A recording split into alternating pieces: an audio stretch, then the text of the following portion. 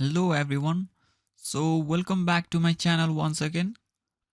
Today we are going to talk about resolving a common card issues that we'll be facing during the payment process while we book our Plab 1 or Plab 2 examination, and in general during the online transaction.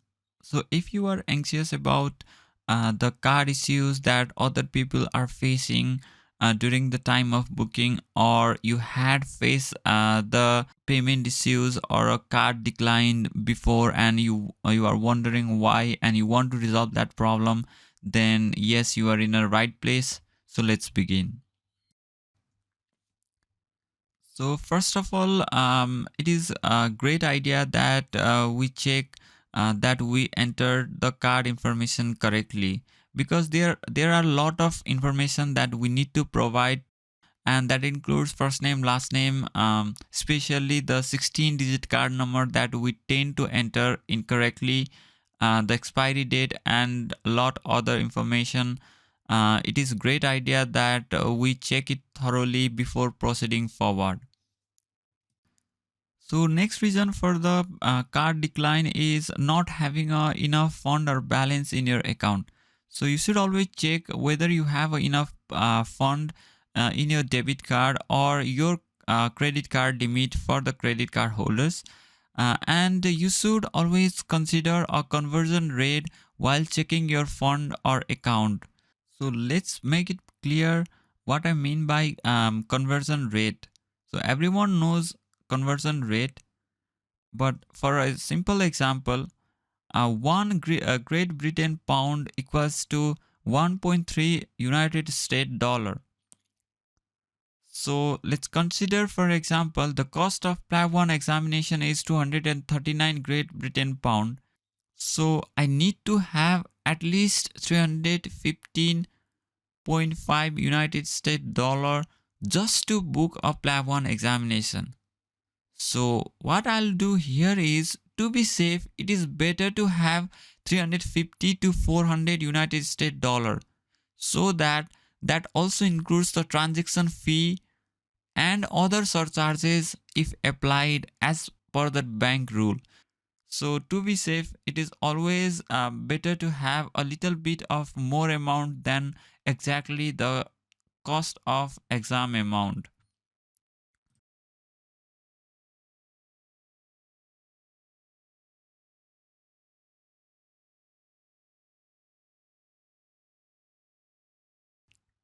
The next reason for the card decline is you have not enabled the online transaction for the domestic and the international purpose, and by default, the card is enabled only for the domestic transaction for ATM and point of sale terminals, and online transactions are disabled unless you manually turn them on. Please listen once again. The online transactions are disabled unless you manually turn them on for the most of the countries and most of the card. If you got a new card or you have not done an online transaction with your card yet, it is likely that it has been disabled for the online use. So this is done to safeguard the people from unauthorized online transaction. So you can manually enable the online transaction via the SMS or a customer care center, or you can visit your nearest branch, or these days you can do it manually. If you know, you can enable online transaction from your bank or mobile app or net banking, and of course that depends on your bank.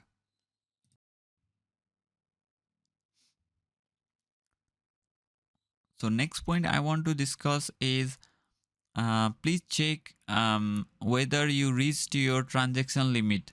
So it is good idea to check your card's available daily limit and the maximum amount limit. So as I have already said, you should always consider the conversion rate if you are booking from the card that is based outside of the UK. And how you can check that? Yes, the mobile app or internet banking. So in that there is a card management section, And you can see the different card controls right there. And if you don't know how to do it, please visit your nearest bank or take a help of customer care for the further direction. It looks something like this in the screen. You can see the domestic limit in the left side and the international limit in my right side, and you can see the minimum amount and the maximum amount for my card. And there is a enable or disable option. I can enable or disable it from my internet banking or a mobile app. And I can also set the limit for my transaction.